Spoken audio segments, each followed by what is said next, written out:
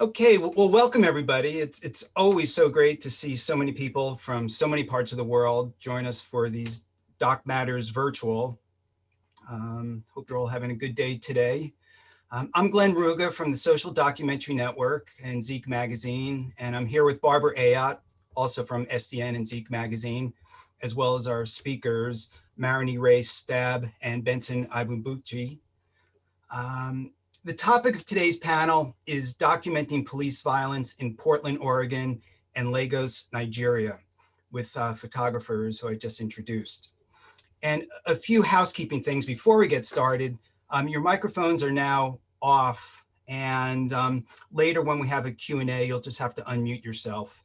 But your videos are on by default, and we'd like for you to keep them on because we like to see you, but it's entirely up to you if you want to turn them off.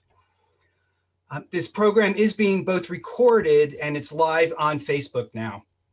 And we will be making this recording available on the SDN YouTube channel within the next day or two. And at the end of the program, when the speakers are done, we will have a Q&A, and we really want to encourage all of you to ask questions or make comments. So think about your questions during the course of the program and just hold on to them until the end when we call on you.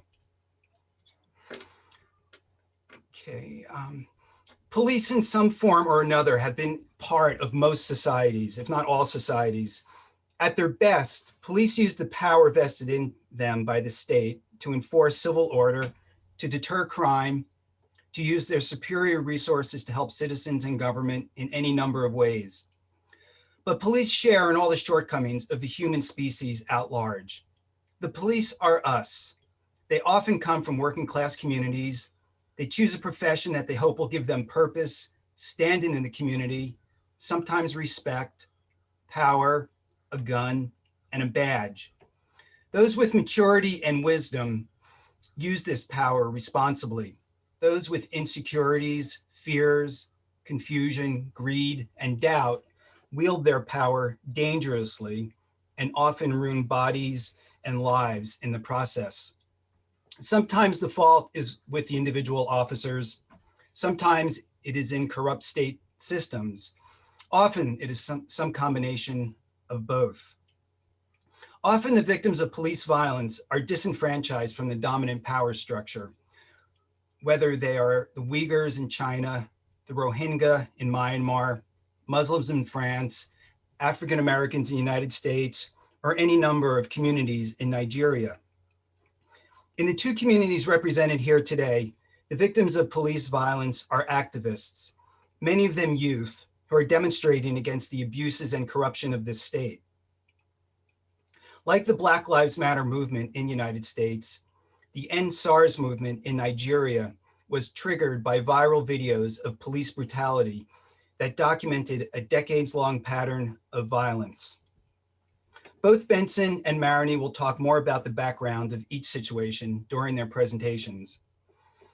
And before I introduce the first speaker, I'd like to thank our co-sponsor for Doc Matters Virtual, Digital Silver Imaging, who's been working with us since we first started with this program over 4 years ago.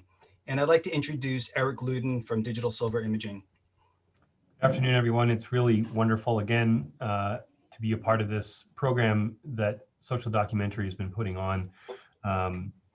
And having your engagement and just the reach that we can all have from, I see people from Lowell, from Atlanta, Georgia, and from Melbourne, Australia. And, you know, we do miss the face-to-face we had when we were hosting them here at the lab, but the fact that we can connect with so many of you on these important topics really is, you know, maybe it's the silver lining of COVID, if there even is one. So, but it's great to, again, to be here, to be a host, co-host with SDN. And for those of you that know us, or don't know us, we are a custom fine art print lab that does printing and framing for individuals and organizations. And really excited to be launching a new service of film digitization that is much faster and as efficient and quality as a drum scan, but really in a fraction of the time and cost. So I encourage you to check out our website and certainly ask me any questions you might have about this new service that we're launching, and one of the first labs in the country to be able to bring this to you. So Without that, Glenn, I turn it back to you and looking forward to the conversation today. And thanks everyone again for joining us. Thank you, Eric. And one last thing before we get started, I'd just like to remind people that the chat is open to chat amongst yourselves, to send us comments. And it'd be great if people can just check in on the chat and tell us where you're Zooming from. That would be great. So our first presenter today is Benson Ibeabuchi from Lagos, Nigeria. Benson is a freelance photojournalist who's been covering the End SARS Now movement since it began as peaceful protests against the excessive use of police violence and turned deadly when the police fired live ammunition on peaceful protesters on October 20th of this year. Benson is a member of the African Photojournalism Database, a joint project by the World Press Photo Foundation and Everyday Africa. He's presented his work with organizations such as the Nigerian Pavilion for the 57th Venice Biennale Art Festival, Lagos Photo Festival, the Diaspora Rise Up, YIAGA Africa, AYADA Lab, among others, and has been exhibited at the First Canon Alumni Exhibition, as well as the Alliance Francaise. And Benson's images have been featured in the AJ Stream, Soul Adventurer, Natal, I Am Magazine, Nigeria, and Art Africa. Okay, Benson, unmute yourself and take it away. Can everyone hear me? Yes. All right. My name is Benson Ibeabuchi, and I'm a photojournalist in Lagos, Nigeria here. And I've been documenting the NSAS movement since day one it started in Lagos. And I'll be sharing some slides, and I would like to go through the slides. So I'm sharing my screen right now.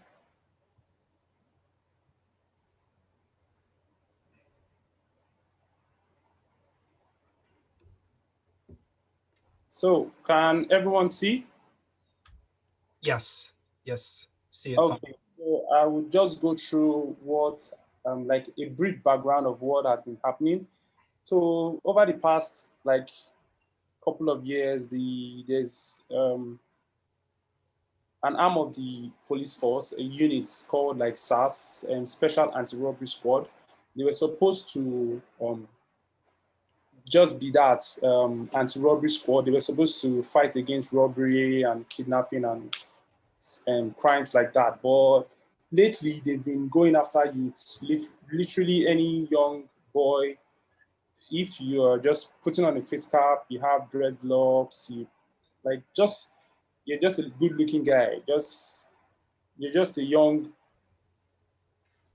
You're just young. They will just go after you, and if they stop you, they start searching you illegally, and if you try to complain, they might shoot you anywhere. You might lose your life and all of that. So it's been happening, and there've been outcry in the whole of around the country, and just last month we couldn't take it anymore, and on October 8th.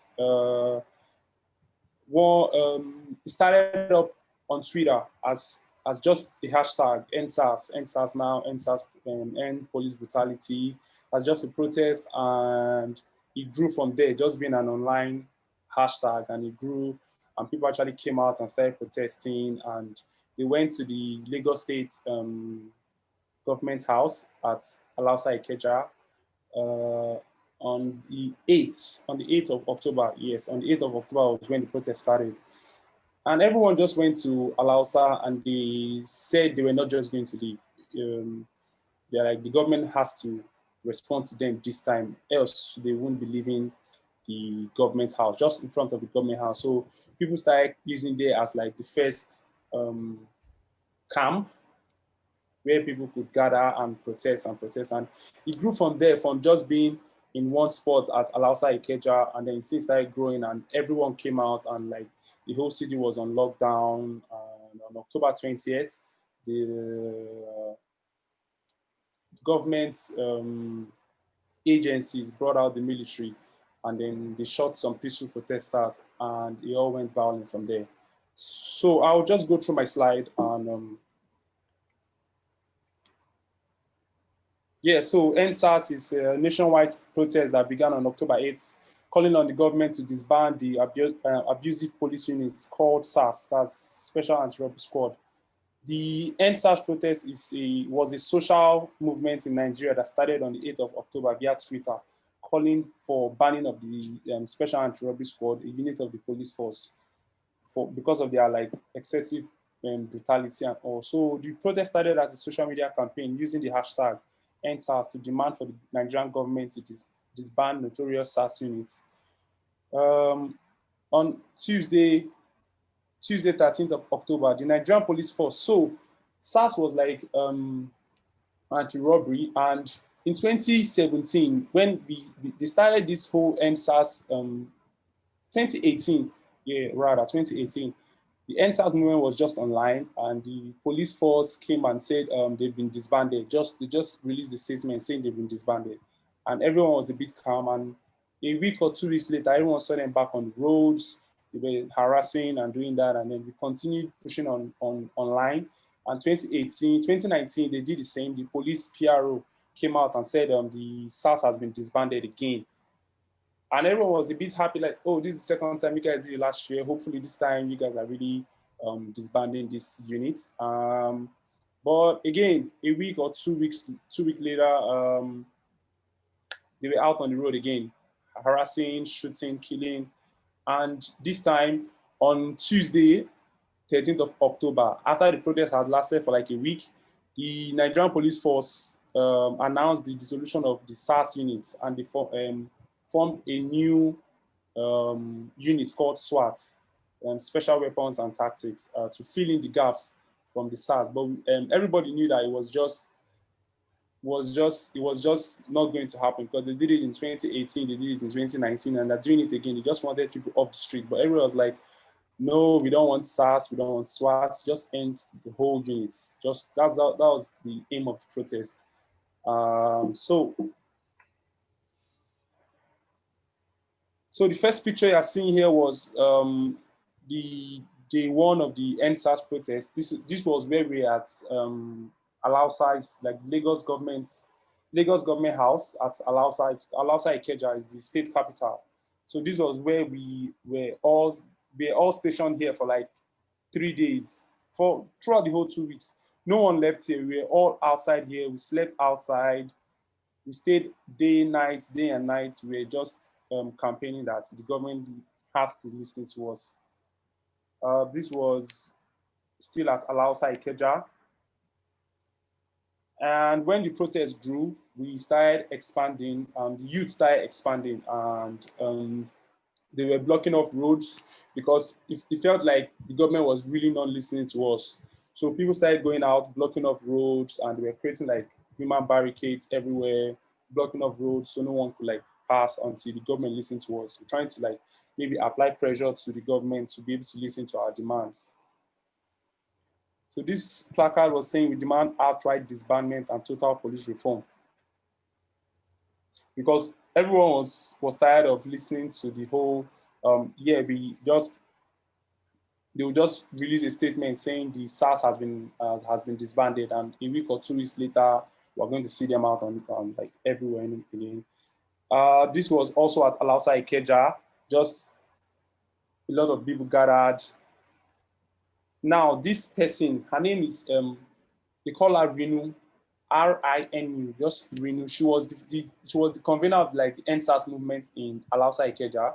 She was the one that started it. She was the one that came out first, and everyone followed her. And then, so she was like the convener of the NSAS movement in Lagos Alausa. And here she is, and again with the placard saying NSAS, police brutality. Bullet at all, say no to police brutality, am I next to die? So 2020 gave us clear vision, we see your lies, SAS must end. So one of the reasons I took this picture was, I could remember in like between 2010 and 2012, the Nigerian government has been giving us this vision, like Vision 2020, Vision 2020, agenda, like, oh, 2020, in 2020, so much would be better, so much would be better in 2020, but 2020 has like literally been the worst. Aside being a year affected by COVID, it's been like one of the worst years in Nigerian history. It's like, so that's why I took this picture. To be a modern is not a crime. So the Nigerian police force see you as, when you have your iPhone, just having an iPhone is a crime. Just buying an iPhone, once they see you with an iPhone, it's a crime. They're like, oh, how are you able to afford an iPhone? And then they start harassing you and trying to extort money from you and take you to like prisons, or like they can literally do anything and get away with it just because you have an iPhone. And being young is not a crime. So as the protest grew, and there were a lot of people coming out, some group of people decided to start contributing in whatever way they could to help the protest grow, to keep people calm and collected. And so this section of guys were like, they were stationed at a strategic place where if you're thirsty or you are hungry or something, you just go to them. They're going to give you like food and water, and then you rest and then continue the protest. And we had paramedics, young doctors also stationed everywhere just in case anything happens. If you have a muzzle pull or bullet hits you or something. So we had like paramedics on ground helping people that are injured during the protest. And we also had our own cleanup crew because, I mean, we had to keep our environment clean. So if we had any litter on the ground, we had another section that were like literally just cleaning up after the people that are around and all that. So this is an overview of the Lagos government house. As you can see, the gate is locked and people are all gathered there. People were like this at this same place for about 2 weeks. Like this, people didn't move out from here. People were stationed here. They slept here for 2 weeks, right in front of the Lagos government house. You can see the building to your top right. That's the Lagos House of Assemblies on your top right. So people were stationed here. This was Alausa Ikeja. This was not Lekki where the shooting happened, but this was just Alausa Ikeja. People were stationed here for 2 weeks, every day, day and night. So this is a cross section of the Islamic, some Islamic people. They were praying at the Lekki toll gates because we've been protesting, and Nigeria is a religious country, so we were using any means. So some people decided that they were going to pray, that God should listen to our prayers and touch the hearts of our government so they could like listen to us and find a lasting solution to this issue. And so this is like an expressway, and the Muslims just came out and then they spread them out and they did their Friday prayers right there on the road. And they were actually being guarded by Christians. Christians were like around them, guarding them while they could do their prayers. Yeah, as you can see the back, everyone at the back, most of them were like Christians just guarding them, so no one like to stop them when they were doing their prayers. This is a popular roundabout in Lagos. It's called Allen Roundabout. It's a very popular roundabout. This is one of the roads leading to the airport, the international airport. So people were also here. They just occupied this whole roundabout, so nobody could go to the airport. The youth wanted to like make sure the government really actually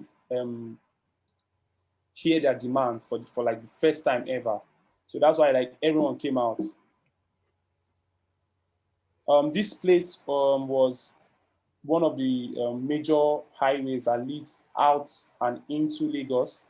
So it's called the Lagos-Ibadan Expressway. It leads out of Lagos and the other side leads into Lagos. So some youths also went there and occupied the place and made a barricade there too. So no one leaves Lagos and no one comes into Lagos.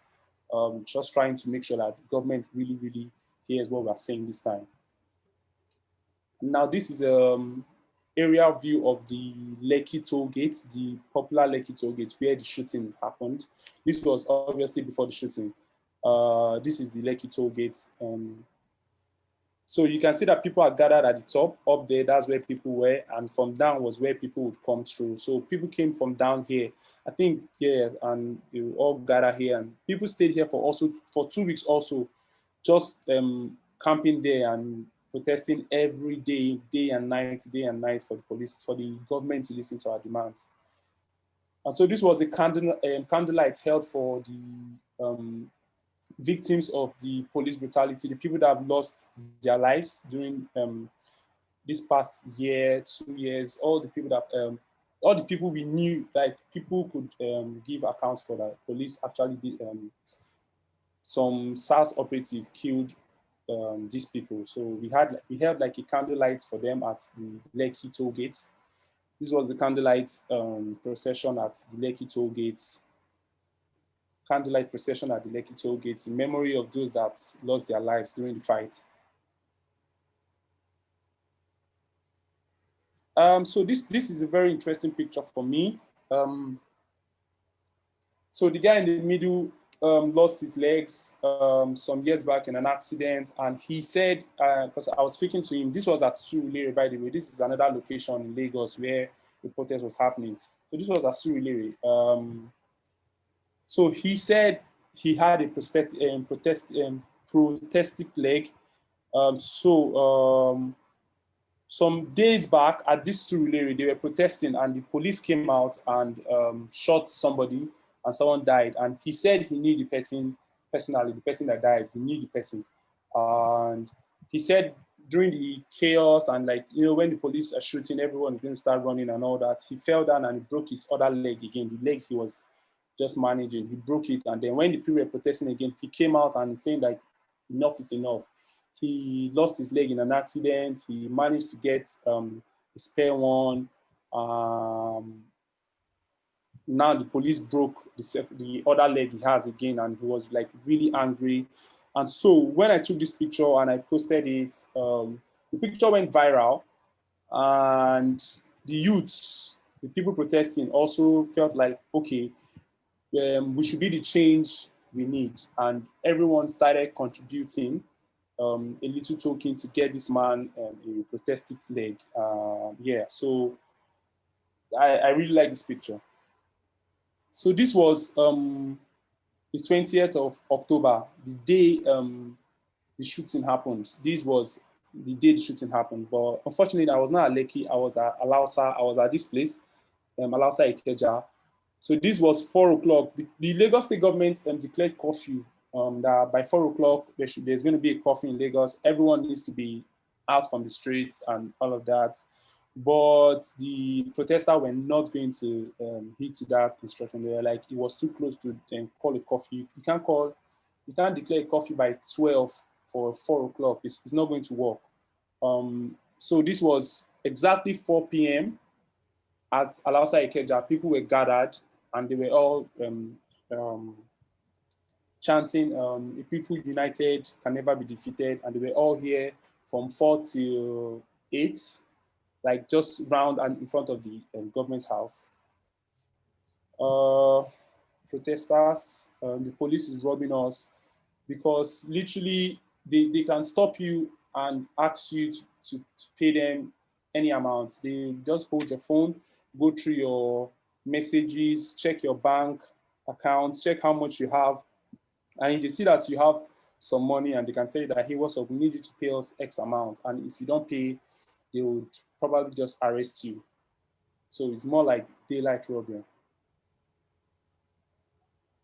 So this was the Muritala Mohammed Airport, the airport I was talking about some previous slides ago. This was the airport. Because the government was not really listening to us, most of the protesters felt, okay, they needed to do something more for like the international presence to really, really know what's happening in the country. So protesters went all the way to the Murtala airport. This was the front of the airport gate, and they locked it off, like no flight is leaving, no flight is coming. tried to like shut, so everybody like literally knows what's happening in the country. This was also at the airport. And this image was on 20th, the day of the shooting also. So by 4 o'clock, some military presence, they came to Alausa Ikeja trying to disperse people and tell them to go home. But the people were actually way too much, and the military had to like, okay, you know what, we'll probably come back later in the night or something to try and disperse people. So no SARS, no SWAT. Because the government always, every year, they always come out and say, we've ended SARS, but a week or 2 weeks later, you still see the same police force units out on the streets, harassing people. And when they created SWAT, everyone was like, no, we don't want SARS, we don't want SWAT, just end the police units and reform the police force. We want only the police force, like just reform the police force. But that unit, the SWAT and the SARS unit should just be like disbanded. So end SARS, Buhari, the voice of Nigerian youth must be heard. So this picture was a day after the shooting. So after the shooting, people could not gather in mass to protest anymore. So people started gathering in small groups, like a group of 5 and 7, and they were protesting just at few different places. Because if you're more than like 5 or 6, the police will probably just crack down on you and arrest everyone. So they were all like, they were like 6, 7 here, but when they see that people are coming to like join them, they'll probably just disperse a little bit so to reduce police attention. Yeah, that's the end of my slide. Thank you everyone for listening. So if you have any question, I'm here. Thank you, Benson. Really powerful work. And we'll be having questions after Maranie speaks. So hold your questions until then. Those are really amazing photographs. And it's just remarkable, the similarities between what I'm seeing in your photographs and what I'm seeing here in the US, which Maranie will be talking about. So our next speaker is Maranie Rae Staab. Following the murder of George Floyd on May 25th in Minneapolis, demonstrations, largely organized by Black Lives Matter, broke out across the United States. Portland, Oregon has remained a hub of these protests. Many have often turned violent. Maranie has been documenting these violent clashes and counter demonstrations by the Proud Boys and other white supremacist groups. Her focus is often on the excessive police response to the demonstrations and has been posting her work to her Twitter feed, Instagram, and in the national media. Maranie is an independent photographer, videographer, and journalist. Her work focuses on human rights and social justice issues, displacement, social movements, and the impact of conflict on individuals and society. Maranie prefers long-form documentary and often incorporates extensive text in her projects. The 2020 Pulitzer Center Reporting Fellowship recipient, Maranie is an alumni of the Eddie Adams Workshop, winner of the 2019 Northern Short Course Student Photographer of the Year, winner of the 2019 Best of Photojournalism Emerging Vision Prize, and the first recipient of the Ed Kashi Fellowship at Newhouse at Syracuse University. Okay, Maranie, and unmute yourself. Hi, everyone. And Benson, thank you for sharing all of that. I am going to share with you. So thanks for the introduction. I came to Portland in July after covering the protests in Pittsburgh, which is where I'm from, and in Syracuse, where I went to was in grad school for 2 years. I came in July with the intention of staying a week, and I signed a lease on an apartment a few weeks ago. I got sucked in a good way, willingly, and wanted to continue documenting what I saw that first week. So what I'm going to share with you is the ebb, the flow, and the evolution of what the protests have been like here in Portland. Do that as well as I can in about 15 minutes, 20 minutes. I do want to give a trigger warning. Just I've done my best to mix up some of the harder photos and videos with some lighter moments and some images that give you perhaps a more comprehensive look of what the protests are like. But some of it is fairly difficult to view. So without further ado, I'm going to hopefully share my screen here. Okay. Can you see the keynote? Yes. Okay, enter full screen. And okay. So the first thing I'm going to show you is it's a 3-minute mashup video that'll kind of lay the land of what it looked like here in July. This is when most of the national media was here and when you were probably hearing the most about the Portland protests. So this was when the feds were here.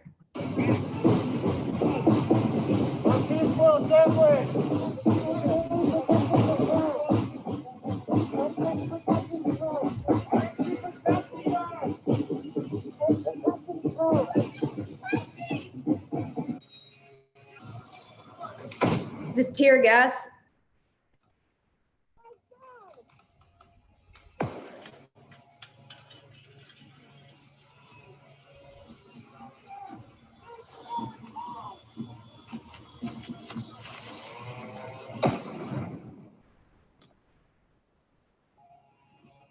And those are called flashbangs, meant to hurt your ears.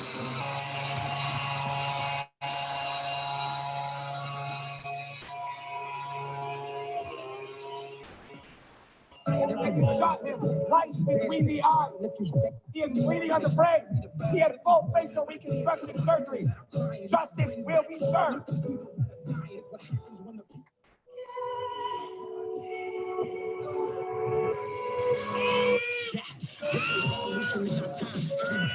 This is a standoff at the end of the night between protesters and the police, who are shining lights in the protesters' faces.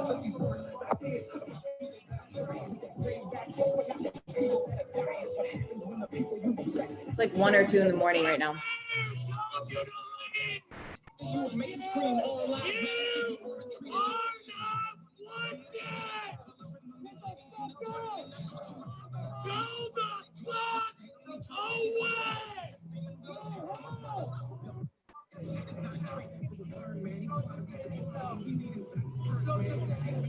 Shoot me, you bitch! I am not afraid of you! Fucking kill me! And 100 more will come up behind me!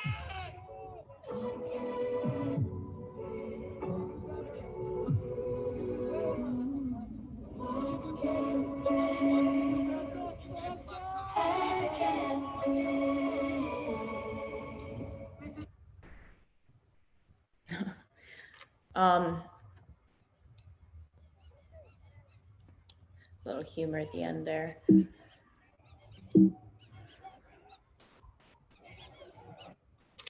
So what you saw there was pretty apocalyptic looking. The bright lights are what the police shine at protesters to distract them. And you saw a little bit about the gear that people wear when they attend a protest, especially in the summer, where a lot of people had gas masks or shields or helmets. And the reference to the being shot in the head was Donovan Lavella was hit with a tear gas canister pretty early on in the protest, and he's never fully recovered. One of many injuries caused that way. So I'm going to run through a series of pictures here. This is outside of the federal courthouse, and that is tear gas. If you've never been tear gas before, it is it's banned in international warfare, but it's permissible in law enforcement here in the States. It renders you unable to breathe and to see and really to function.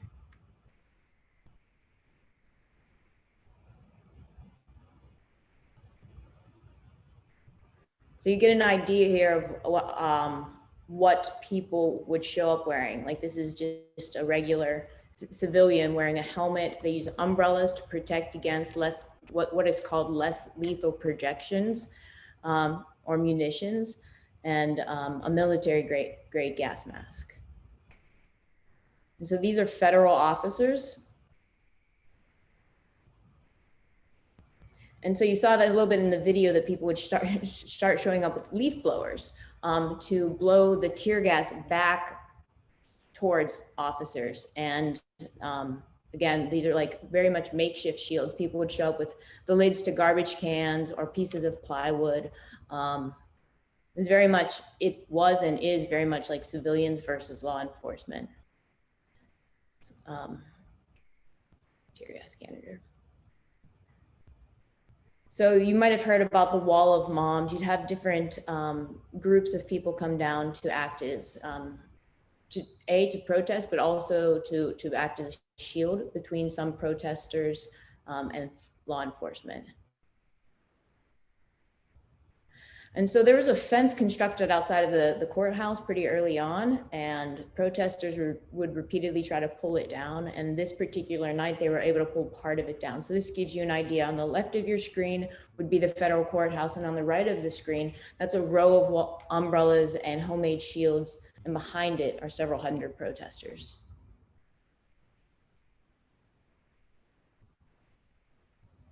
And then you'd have quieter moments where people would just sit and meditate in the middle of all this chaos. Street medics, people that volunteer and put their time on the street, would have pretty much anything that was needed, but this is a woman having her eye flushed after being tear gassed. You saw him in the video. He's known as Trumpet Man on the street, and he would play his trumpet, but he was shot in the face. As you can see, very nearly missed his eye. And then this would be some of the moms who are quite literally mothers who came down to protest, and they formed a group, and they're trying to block a Homeland Security vehicle from passing through. They'd also have veterans that would come down. Was another group that formed, and what the moms and the veterans would do, they'd often act as a line of protection between the rest of the protesters, and specifically protesters of color. Other moments where people would come and draw, it's like very dystopian to have moments like this, or where'd my clicker go? This. Where you have these militarized federal officers and then a civilian, an older gentleman walking with a leaf blower through the middle of the street. And this woman is praying in front of the federal courthouse. This was all part of Operation Diligent Valor, which is when President Trump sent in about 100 extra federal troops to protect a building.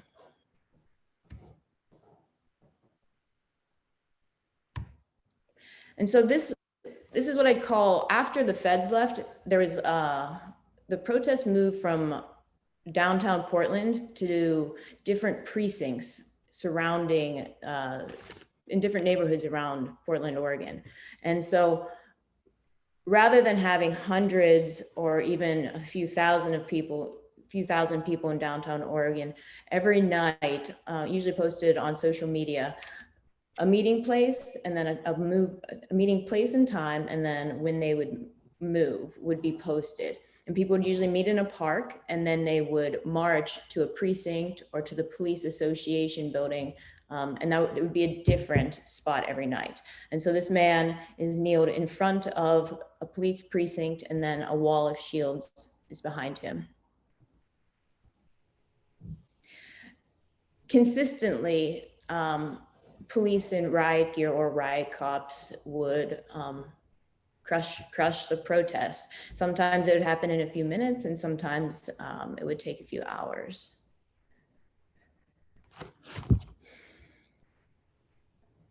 And so this is, again, tear gas being used, and protesters with shields on the right. And then I have a video to go with this one that I'm going to show you right now. And so just to set the stage quickly, we being protesters and press are outside of a precinct. It's been declared an unlawful assembly, and tear gas has been deployed.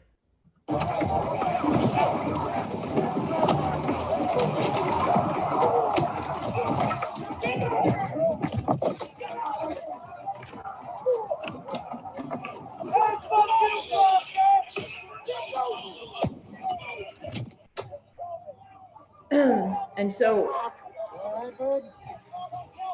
what, I'm going to stop it just because in the spirit of time, what you just saw there was an officer using a tactic. He removed the face mask of a protester while in the middle of tear gas, and then he saw that I was filming and he threw me on the ground. I didn't include a lot of photos or videos of me getting beat up because I don't really want to be the story, but in the course of this, I've been arrested and assaulted upwards of 15 times and counting.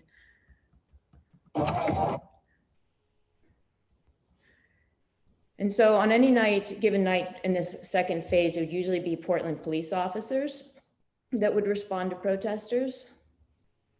And that's as opposed to the Oregon State Police or the Multnomah County Sheriff's Officers or the National Guard or federal DHS. This is just, it gives you an idea of the type of weaponry that's being used right now.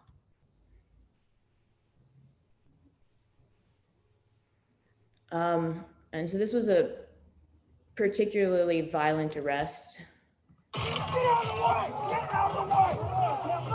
Get out of the way! Get out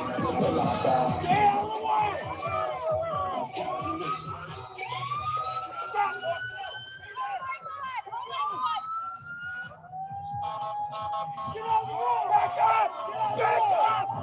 Back up! Back up!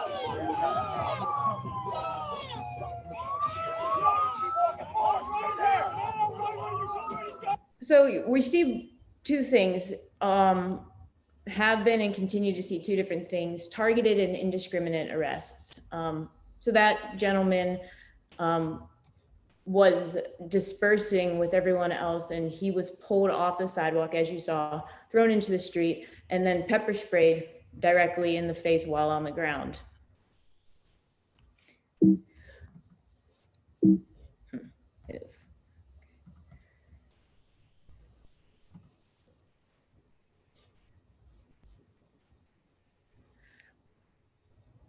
Some of the officers make no effort to show how much they enjoy what they're doing during the night.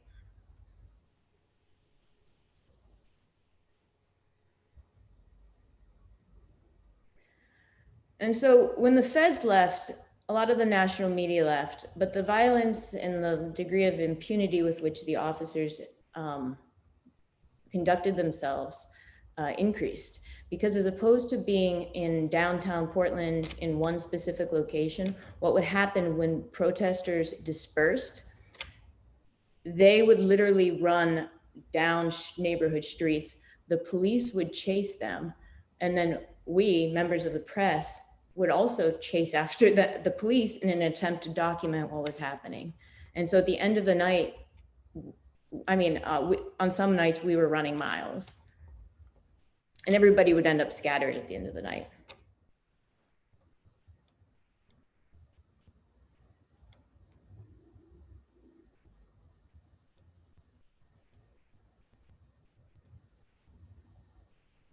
At this moment, a homeowner had come out and said that protesters could seek safety in his front yard. And so that's a bunch of protesters in the yard of a homeowner.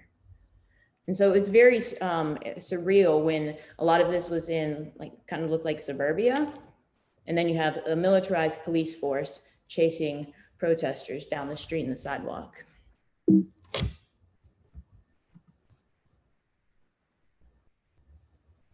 He had, this is Brent Taylor. He's particularly notorious for being vicious, taking aim. He had climbed up on something to get better aim at a protester. This will give you an idea of what a rush looks like. That's when the police quite literally rush protesters.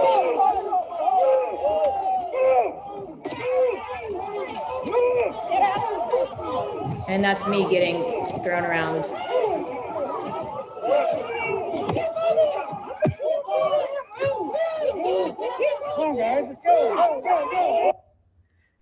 So oftentimes there would be contradicting and confusing directions would be given. And then when people would try to disperse, they would just plow through people.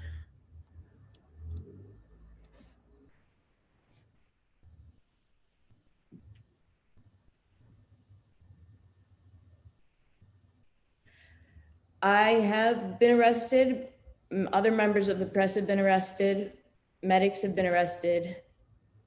ACLU and other legal observers have been arrested. Medics.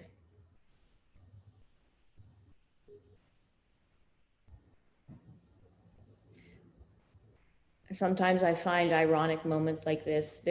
These officers are standing outside of a building that says defund hate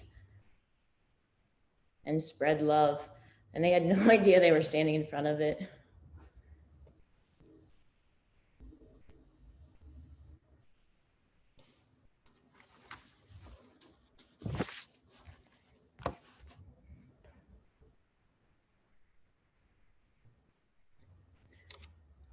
There's an element of humor to the protests that I think is like part survival, like it's a survival instinct for some folks. And this protester showed up in a motorized Barbie car and was driving it around. And then this third phase, and this is me choosing to break it down for my own like understanding, is we're currently in this where the protests for 100+ days, they were every single night. And then when the fires, when Oregon was among the states out here that experienced pretty bad fires, the nightly protests, a lot of those folks decided to go provide what they call mutual aid, to go help people that had been affected by the fires. And following that, they became more intermittent, the protests. So on some nights, like earlier this week, 20, 30 people showed up at a nightly protest. But on other instances, they go to the federal ICE building, so the Immigration and Customs Enforcement, especially since recent news came out about how many parents were missing. I think we're up to like 600 children whose parents can't be identified. So they target, protesters would target the ICE building as their place of protest.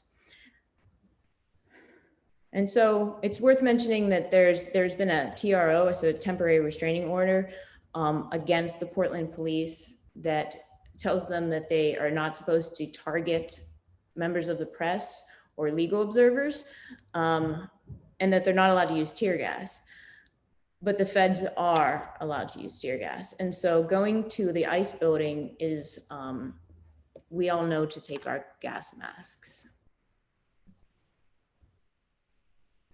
And so what you see in the background there is called a thermal blower, and it's usually used for with insecticide to kill bugs. And so this is the weaponization of something used that you can buy at Lowe's, essentially, against civilians. And I did some research, and I have been at the only other place I've been able to find a thermal blower being used to disperse tear gas was in Hong Kong. No, there's a little, I think, hopefully there's, okay. This is a protester sitting on the ground, hands up.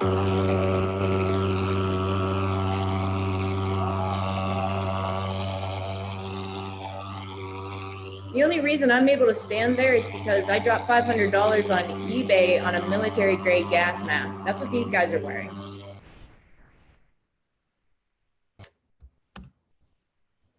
And so this is what a street will look like.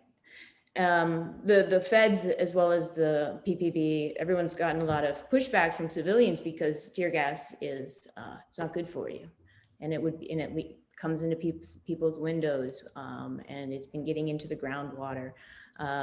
The state of Oregon has just been sued because of the detrimental effects of so much tear gas being used in summer.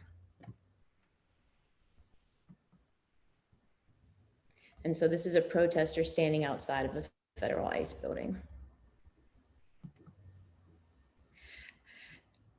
It's become increasingly blatant how officers are responding, because when there's only 20 or 30 protesters and they've maybe thrown a water bottle, or lit a dumpster on fire. And then when oftentimes the ratio, especially recently, is 1-to-1 or 2-to-1 officers to protesters, it's just, they're coming out and they're crushing almost any form of dissent before it's even started. And making mass arrests. On some nights, there'll be 2 or 3 arrests. On some nights, there'll be 20, 25 people arrested. And these are not, that's the person that lit a dumpster on fire, we're gonna arrest them. It's rush out and grab whoever we can, tackle them and arrest them.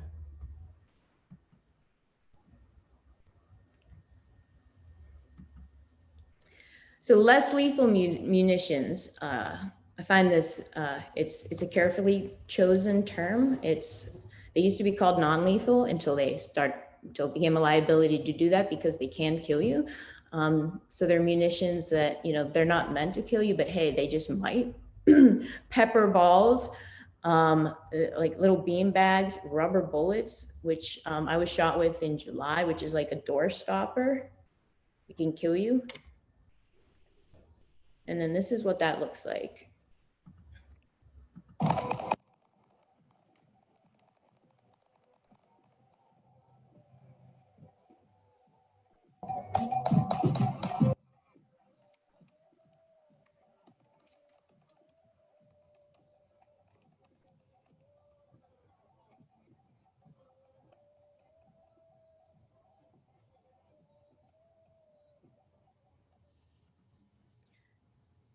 This happened 3 weeks ago, where you can see that this is the only picture I'll share of myself. It's because I almost lost, if I had not been wearing this, I would have lost an eye. That's a pepper bullet that quite literally a direct hit. So there's, it's just indiscriminate shooting, which is as dangerous, if not more dangerous than targeting. It's a still life of just how I'm frustrated by what is a lack of nuanced reporting with what's happening here in Portland, lack of comprehensive coverage, but certainly a lack of nuance, because you only hear like Antifa and Black and like the few fires, but it's a community and an ecosystem, and there's a lot of elements, there's humor. All of the music you've heard has been, that's because people carry around speaker systems, and there's music during the protests. And this was just like one of those moments where it's just incredibly surreal. This is a federal officer making arrest, and this woman walks out. It's a Friday night. She's in like a mini skirt and just walks through the scene. It's like a when worlds collide type of moment. And then this is the last little bit. So this happened last week. Presidential election in the US, they sent out the National Guard in Portland. We being, I guess, pretty much everybody, but especially journalists, we knew they were on standby. We didn't know if they would come out because they called it the Unified Command.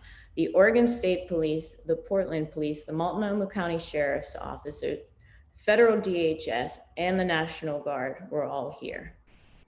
100 to 150 protesters were out this night. They came out and kicked the crap out of everyone.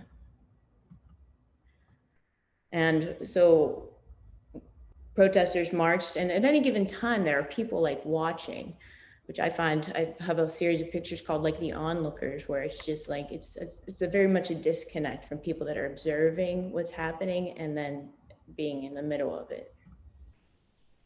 This woman, I can't share everything, but there's a video of her. She's sharing in a case of police brutality with officers, making an appeal to them. And this was that night.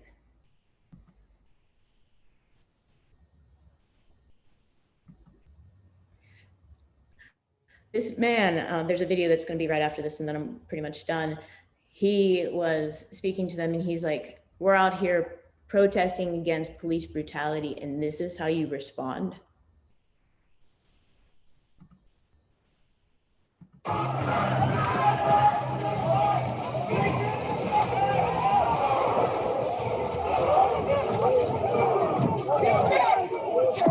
back! Get back!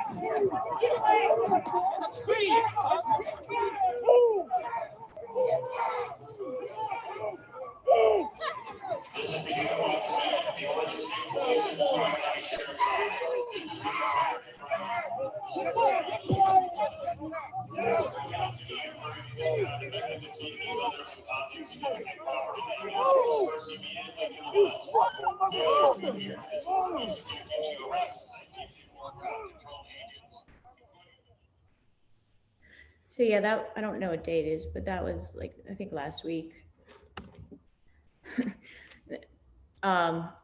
And this gives you another idea of just what it, like, moments of, you kind of have to might find moments of humor. This is Dustin. He's a regular protester. He's smoking a blunt with a line of federal troops like looming behind him. And then this is my last frame. Was she was seeking a moment of quiet, I would assume, and I had been doing the same, and kind of just sat and watched her and waited for the wind. And that's like the Portland, it's the river behind that. And yeah, that's all I have.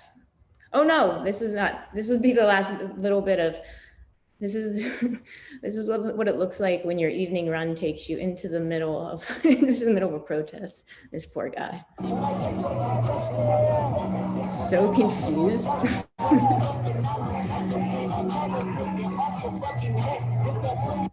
That's it.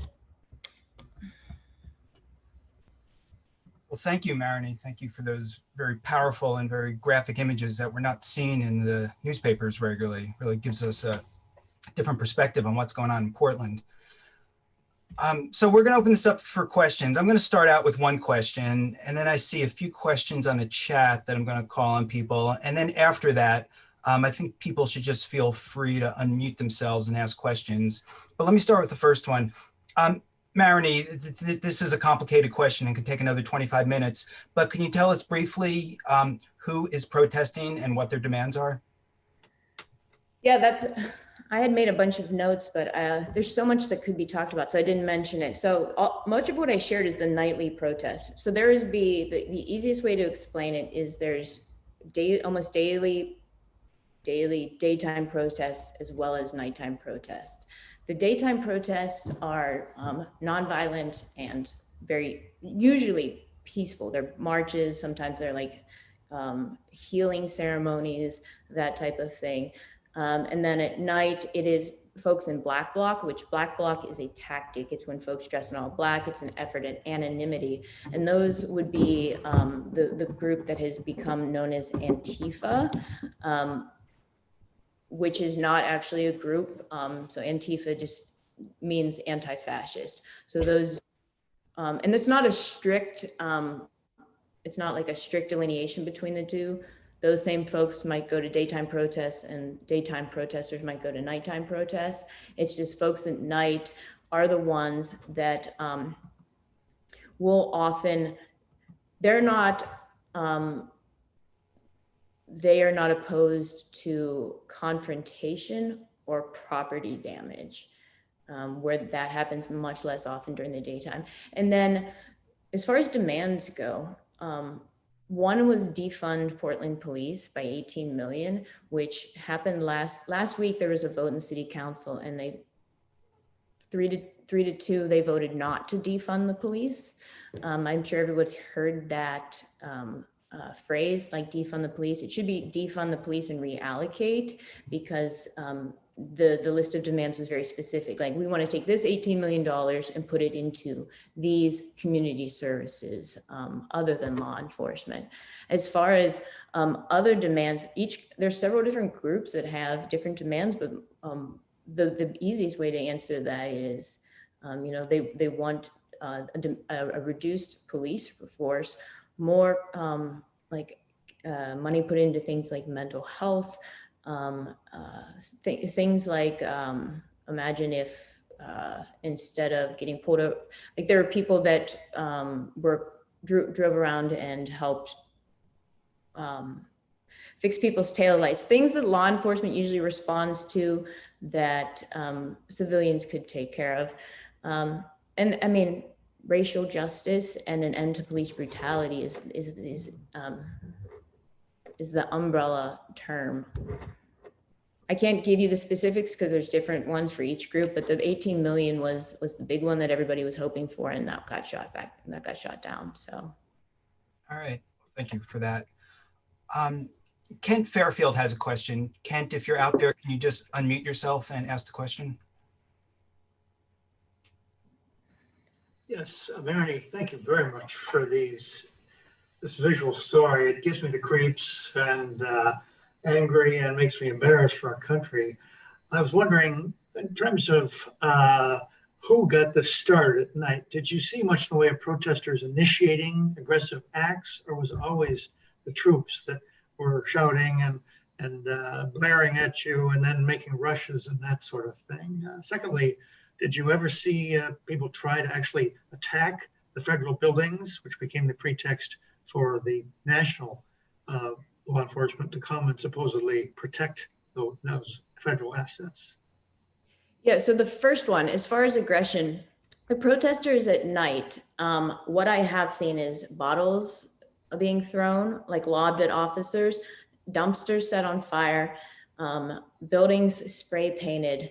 What I have never seen, I've never seen a protester harm another human body. Like I've never seen that. And when business, and I'm not justifying what I'm about to say, but when businesses are vandalized, like when windows are broken, I've never seen a protester take an item. So it's more the act of dissent. Many would call themselves anti-capitalist or anarchist. So they've never, like a police officer's never been attacked. I've never seen them like hurt another human body. So in conversations, one of the intents is to provoke the police enough to show the disproportionate response. You throw a water bottle, light this dumpster full of literal garbage on fire, and riot cops come out and beat people up, make arrests, and use tear gas. In theory, that would show a little bit of a disproportionate response. And then the second one, as far as threatening the federal buildings, water bottles and fireworks have been thrown. Like, first of all, there's the big cement barricades, as well as a huge fence, have been erected on the street. So nobody can get to the federal building. Way back, even before I was here, people had spray painted the building, but it is a cinder block building. So the idea that protesters would actually be able to hurt the building is, it'd be difficult. They were certainly trying to get to the building, but I don't know what they would need in order to actually harm it beyond the spray paint that they did earlier in June.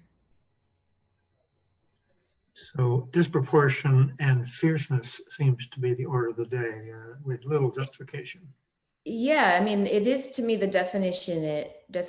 So I wrote down this, it's very short. The purported purpose of law enforcement in a free society is to promote public safety and uphold the rule of law so that individual liberty may flourish. None of that is happening here. None of that is happening here. This is taxpayer funded abuse of American citizens. We are paying for this. Thank you. And congratulations in this grim way. All right, we have a question from Zach Bryan. Zach, unmute yourself. Yes. Hi, I'm also a photojournalist, and I've been hit with every single thing that you've been hit with. Every rubber bullet, every flashbang. I'm in DC, and I've covered all of that up until last night. And I was wondering, because several of my PJ colleagues have gotten arrested and not gotten their equipment back, even though their charges were dropped within 24 hours, if not less than 24 hours. Like they were charged with like felony rioting, and they're dropped that day within 24 hours. Do you have Portland police given you your equipment back? Just curious. So me, yes, Yeah. I got mine back. I've heard accounts where people did not get their stuff back, but I was fortunate that I did. Okay. Yeah, I would be raising hell still if I had not. Yeah, that's probably the biggest reason why I'm afraid to get arrested, because DC police are not giving people's equipment back. No, I mean, swallow your SD card. Yeah. And no, I wear tall socks and I put my SD card wallet in my socks. Yeah, I mean, kind of not kidding, right? No, and that's not a joke. Not even a little. Thank you. Stay safe. Yesterday looked crazy in DC, so. Yeah, I'm glad I bought a bulletproof vest. Yeah, that's worth mentioning that, I mean, I've worked in literal war zones, but I didn't need a military grade gas mask, a bulletproof vest, shin guards, a helmet. I mean, what else? But like ballistic eyewear, but I often have the gas mask on until I came to work in Portland. All right, we have another question by Thaddeus Miles. Unmute yourself. Hey, yeah. So I have a combination of a question. So the first for me is I've photographed a lot of the marches, and this is the first time I've actually seen a lot of photos of white protesters. Usually, at the end of the day, I see a lot of black protesters photographed angrily and in a different mode. Do you see yourself, one, having a role in telling a different narrative about the protesters and who they are? And two, what do you think about the aspect of where blacks feel that whites photographers should allow blacks to tell the narrative of the black protesters and the stories that are happening in today's society? It's a good question, and I hope I don't. Well, the first one, Portland, as most people know, is largely white, and so I think by default there's going to be more white persons on the streets. The daytime marches. So since the focus of today was police brutality, everything that I shared was from the nighttime protests, and that group is predominantly white. The anarchist or the Antifa or the Black Bloc group. There's not a strict delineation, I guess, between the daytime protesters who are, again, I use air quotes because everyone is aligned with Black Lives Matter, but a lot of the daytime protests are Black led. And if I was giving a more comprehensive everything that's happening in Portland, I absolutely would have included those faces because it is a Black-led movement, and that's important to acknowledge and to recognize. The folks at night are mostly white. As far as my role, first of all, telling a different narrative. I'm doing my best to document what is happening in front of me, and then put it out into the world. As far as a different narrative, you said something about angry Black individuals, right? Yeah, I was just saying a lot of the narrative that I see on national news and other components are showing angry photos and videos of blacks protesting, even in Portland. And I have a lot of friends that are at Nike and others that are of color, and they're like, there's very few of us out there, but every photo that you see of us is an angry, us being aggressive type photo of black folks, when there's a majority of the photos and the people that are happening out there are white. Well, yeah, you're 100% right. And I think the national media is failing miserably in giving an accurate representation, well, more widely, but especially what's happening here. No, I am trying to be fair. Objective is not the right word. I'm trying to be fair in what I see. And to be redundant, the daytime Black-led protests are what are majority peaceful and nonviolent. And then at night, for better or worse, I'm not passing judgment on what the folks at night are doing, are the ones that would be more aggressive. I do try and whether it's this work or any other work, to fight back against what I see as like inaccurate or trope or playing into existing stereotypes that are the reason so many people are out on the street, and that is one of them. that like, to me, it's like one of the most obvious stereotypes of like the angry Black person. So put it this way, I try to be fair, but if I have two images, one of an angry white person, one of an angry Black person from the same night, I will put the angry white individual out there in an effort to, counter how much else is out there saying otherwise. As far as your second question, it is something I grapple with. I didn't come out here to document police brutality. It's just what is happening like every night. And so a lot of what I feel like I'm doing or trying to do it's evidentiary. Like I'm working with the ACLU to sue the crap out of them, hopefully. And a lot of the photos and videos that I've been able to make have been used. I then do my best to track down the person that was just arrested or just beat up, and I give them that material. I hope I'm not taking work from Black individuals. I am out there every night, and it's not how I'm making money. So I don't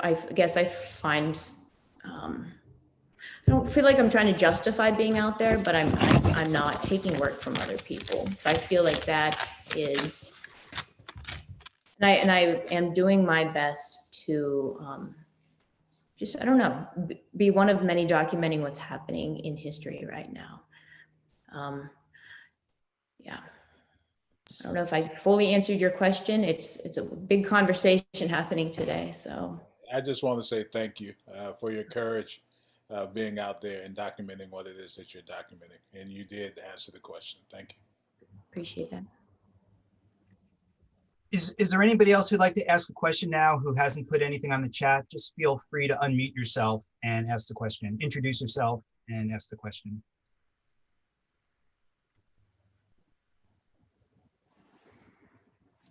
Hello? Yeah, we can hear you, Jeff. Thank you, Glenn. Well, I have a couple questions. I guess the more important one is how the city authorities justify to themselves and to the public this systematic, almost ritualized violence against protesting citizens, because it doesn't seem to have any purpose but to unleash, to, sort of just, to engender this extraordinary police-public divide. And I don't know who that benefits. So that's one question. The second one is, and it's been an observation taking me back to my anti-Vietnam War activities, that not just there in Portland, but elsewhere in recent times, there seems to be a much greater purposive targeting of demonstrators directly with every kind of projectile, but including the tear gas. In the Vietnam eras, they're actually more civilized. They would project the tear gas canisters upwards to come down, because I've experienced it.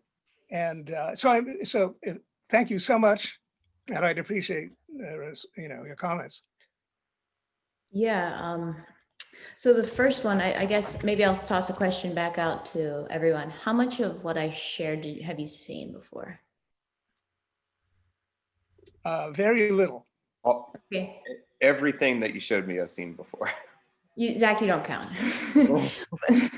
But I guess my point is, I don't think that what's happening, there's a disconnect between what is happening on the street and what is getting out to the community. I'm independent, and I do as much as I possibly can on the platforms I have, which is predominantly social media, and taking any opportunity to share here.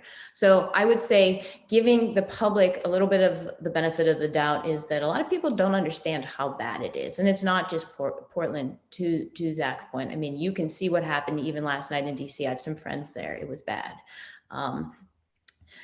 The second thing is the narrative that it does exist is that Antifa is burning down buildings or something like that. That is the narrative, and that is what is being communicated largely to the public by our president and then by others. Like, it trickles down. And so let's just roll with that for a second. Like, Antifa is not a group. So anti-fascist demonstrators have not burned a building down in Portland. So anti-fascist demonstrators light a dumpster on fire. The second half of that is then 40 riot cops come out, kick the crap out of them and arrest them. But that second part isn't communicated to the public. So they're not being tasked with justifying it. They're not being, they haven't been held. There is no, transparency and accountability. We have neither. And so local press are not asking the city government why this kind of behavior is justified or how it's justified? Well, the local press, especially some of the Oregonian does a good job. There's not enough of a public outcry, I would say. Like, public sentiment is not with the protests, is my observation. To your second question, in case anybody, tear gas is not supposed to be shot at people. It is a crowd dispersal tool or weapon, depending upon what word you want to use. Same with pepper balls, which are like little projectiles. You're not supposed to be hit with them. Officers are supposed to hit the ground or a hard surface. And when they explode, pepper spray comes out, and it's in theory pepper spray is not fun. But instead people are being shot with them. And so they're getting hit with, and that will be the next point I make is, so that people are getting hit with them and then they're exploding on their body, but those hurt. I have been covered from head to toe, literally with little bruises from these things.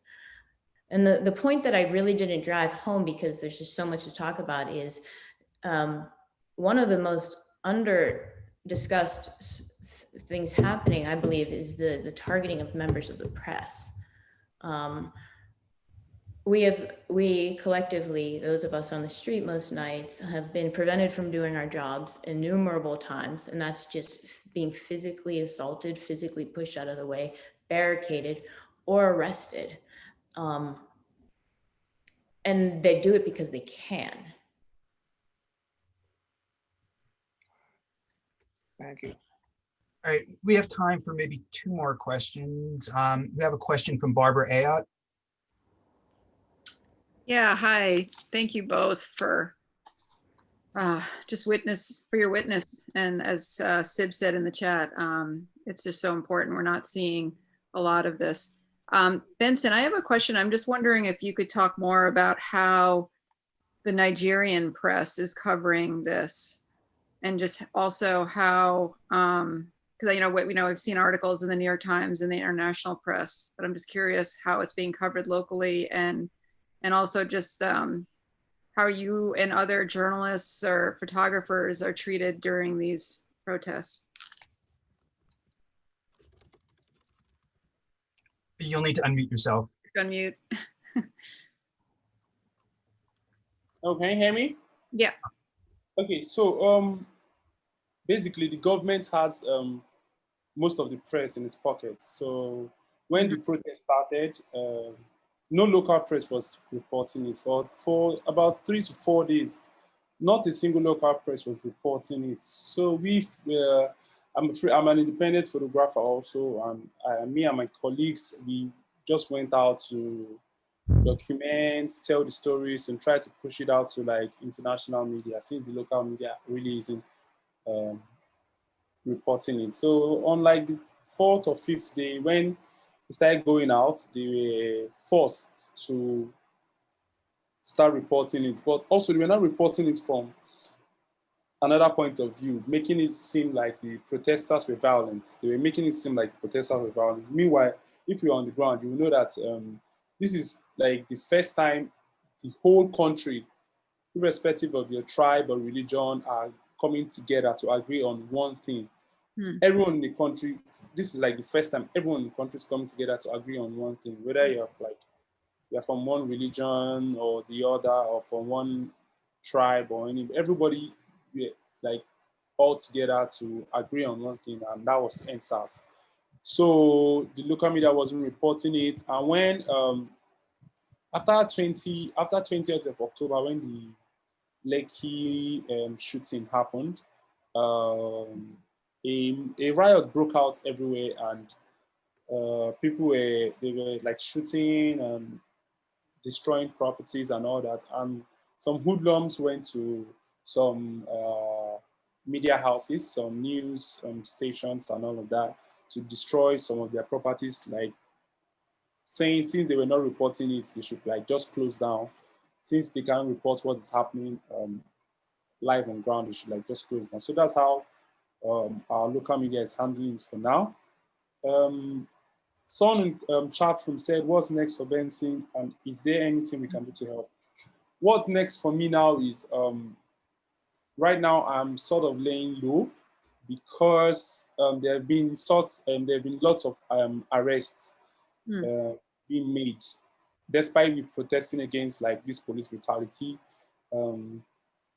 If the police can tie you to like, oh, you're part of the protesters, or you were part of the people taking pictures or writing about the protest online and on Twitter and anywhere, they probably just arrest you, and very few people come out from this arrest. They've arrested so many people, and we only know about few of them that actually made it back out, and they tell their story like, oh, once you go inside there, it's really hard to get back out. So for now, we're just trying to lay low, and yeah, so that's what's next for me for now. See how it blows over, but we are still going to come back out to hit the streets and make more documentary about what's happening. So someone said, Chadwick asked, Benson, is there a tribal component to the protest? So that's what I just said. Months back, if there was any kind of protest in Nigeria, there'd be like some kind of tribal component, some tribe would support, some tribe wouldn't support. But for this NSAS, is like the one thing that literally brought the whole country together. And we all agreed on one thing: the SARS, the police force unit, needs to be ended. The police brutality needs to be ended, because it was getting too much. You literally can buy an iPhone. Just buying an iPhone is a crime. Buying an iPhone might get you shot, and it was too much. All right. Does anybody have a last question? Just unmute yourself and ask the question.